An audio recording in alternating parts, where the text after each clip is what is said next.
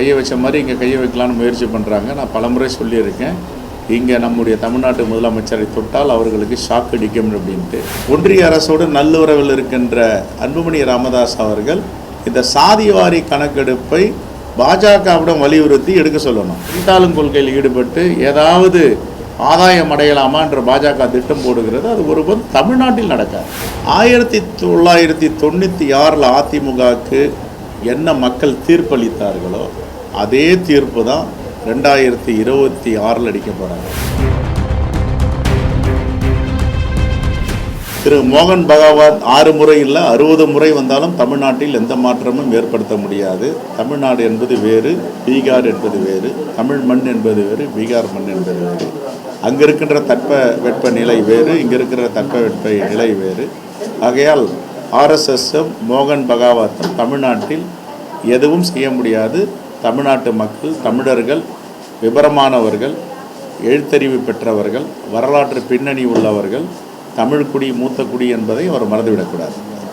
பாஜக மாநில தலைவர் நயினார் நாகேந்திரன் திருப்பரங்குன்றம் மலை விவகாரம் வந்துட்டு திமுக ஆட்சியை வெளியேற்றுவதற்கு ஒரு இதாக மாறப்போகுது. இது மாதிரி நிறைய சவால்கள்லாம் அவங்க எதிர்கொண்டிருக்காங்க. அதனால் இது முதல் சவால் இல்லை, தொடர்ந்து அவர்கள் ஆட்சிக்கு எதிராக சவால் விட்டு கொண்டு வருகிறார்கள். அதை முறியடிக்கும் திறமையும் ஆளுமையும் மாண்பு முதலமைச்சருக்கு உண்டு.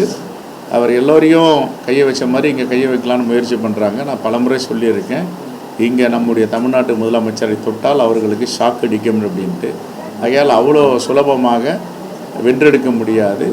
தமிழ்நாடு என்பது ஒரு வித்தியாசமான மாநிலம், அவர் அதை புரிந்து கொள்ள வேண்டும். பாமக நிறுவனர் ராமதாஸ் தலைமையில் சென்னையில் ஆர்ப்பாட்டம் 10.5% இடஒதுக்கீடு தொடர்ந்து கேட்குறாங்க. ப்ளஸ் சாதிவாரி கணக்கெடுப்பை எடுக்கணும்னு மாநில அரசை வலியுறுத்துறாங்க. அன்புமணியும் இந்த போராட்டத்தை வந்து இல்லை, திரு அன்புமணி ராமதாஸ் பாஜகவோடு நல் உறவில் இருக்கார். பாஜகவோடு மட்டுமில்லை, தேர்தல் ஆணையத்துக்கும் நல்லுறவு இருக்கார். அப்போ அரசாங்கத்தோடு ஒன்றிய அரசோடு நல்லுறவில் இருக்கின்ற அன்புமணி ராமதாஸ் அவர்கள் இந்த சாதிவாரி கணக்கெடுப்பை பாஜகவிடம் வலியுறுத்தி எடுக்க சொல்லணும்.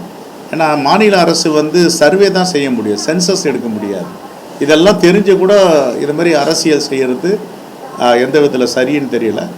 அவர்கள் கூட்டணியில் இருக்கிறாங்க, பாஜக கூட்டணியில் இருக்காங்க. பாஜக தலைவர்களையும் அவருடைய அமைச்சர்களையும் அழைத்து கொண்டு போய் மோடியிடம் இவர்கள் அழுத்தம் கொடுக்க வேண்டும். தமிழ்நாட்டில் நீங்கள் சாதிவாரி கணக்கெடுப்பு நடத்துங்கள். ஏன்னா அதை நடத்த வேண்டியது யூனியன் கவர்மெண்ட் தான் நடத்தணும். நீதிபதிக்கு எதிராக கொடுத்த இம்பீச்மெண்ட் மோஷனை பாஜக கடுமையாக எதிர்க்கிறாங்க. அது இல்லாமல் திமுக மட்டும் இல்லாமல் இந்தியா கூட்டணியில் இருக்கக்கூடிய வட மாநில தலைவர்களையும் தூண்டிவிட்டு திமுக அந்த மாதிரி இந்துக்களுக்கு எதிரான தொடர் நடவடிக்கைகளில் ஈடுபடுறதா குற்றச்சாட்டு. திமுகவில் 90 விழுக்காடுக்கு மேல் இந்துக்கள் தான், நாங்களும் இந்துக்கள் தான். எந்த மதத்துடைய மனதும் புண்படாமல் நடப்பது தான் இந்து மதத்தின் தர்மம். அப்போ எல்லா மதத்தையும் நீ புண்படுத்துகிற இந்து மதம்னா அவர் உண்மையான இந்துவாக இருக்க முடியாது. இந்துக்கள் எந்த காலத்திலையும் இஸ்லாமியருக்கு எதிராக கிறிஸ்தலுக்கு எதிராக கிடையாது. இன்றைக்கி ஐயப்பன் கோயிலுக்கு போனோன்னா வாவர் இஸ்லாமிய கடவுளை வாவரை தொழுது விட்டு பேட்டை துள்ளி விட்டு தான் ஐயப்பனியை பார்க்க விடணும்னு ஆயிரம் ஆண்டுகளாக அது ஐதீகம் இருக்குது.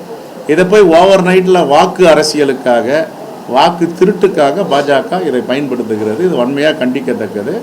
இஸ்லாமியர்களும் இந்துக்களும் கிறிஸ்தவர்களும் அண்ணன் தம்பிகளாக ஒரு உறவாக வாழ்ந்து கொண்டு இருக்கிறார்கள். இந்த உறவையெல்லாம் பிரித்தாளும் கொள்கையில் ஈடுபட்டு ஏதாவது ஆதாயம் அடையலாமா என்ற பாஜக திட்டம் போடுகிறது. அது ஒருபோது தமிழ்நாட்டில் நடக்காது.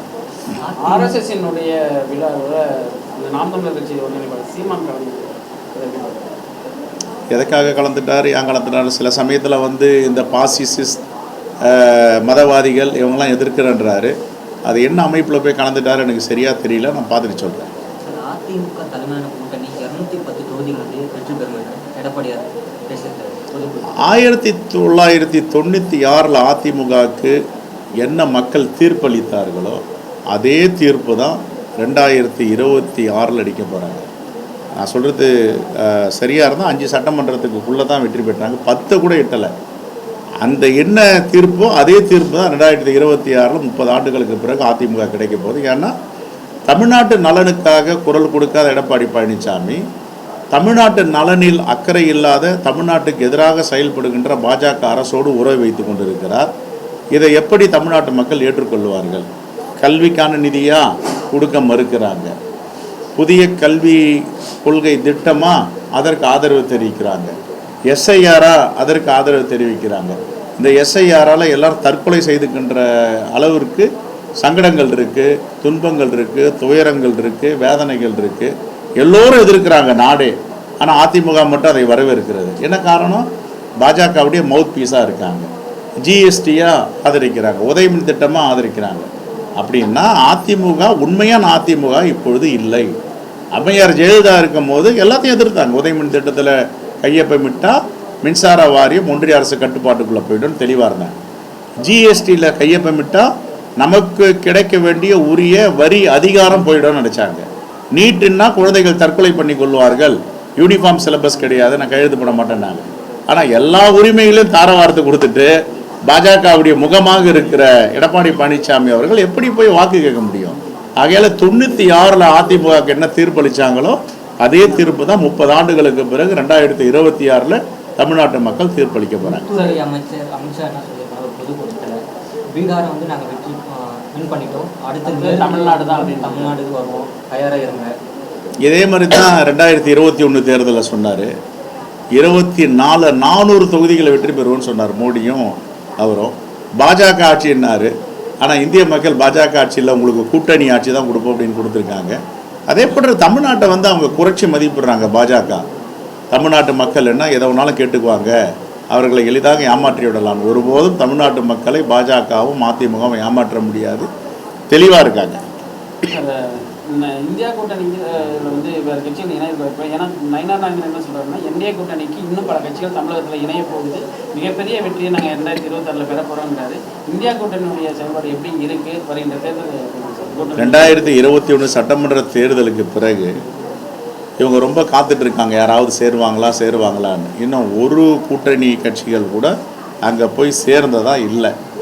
2024 அவங்க கூட இருந்தவங்களே வெளியேறிட்டாங்க. யார் வந்து பாஜக கூட இருந்தாங்களோ, அதிமுக இருந்தது, அதிமுக வெளியேறிச்சு, டிடிவி போயிட்டார், ஓபிஎஸ் தனியாக போயிட்டாங்க. அந்த மாதிரி நிறைய பேர் இருந்தவங்களாம் போயிட்டாங்க. ஆகையால் வந்து இவர்களுடைய கனவு தமிழ்நாட்டில் பலிப்பதற்கு வாய்ப்பே கிடையாது. திமுக தாவேக இடையே தான் விஜய் போட்டிங்கிறார். நேற்று அவங்க கட்சியுடைய மாவட்ட செயலாளர் கூட்டத்தில் அவரை முதல்வர் வேட்பாளராக முன்மொழிஞ்சு தீர்மானம் நிறைவேற்றியிருக்காங்க. ஒரு பக்கம் திமுக கூட்டணி என்னங்கிறாங்க, விஜய் தான் பிஜேபியோட பீட்டிங்கிறாங்க.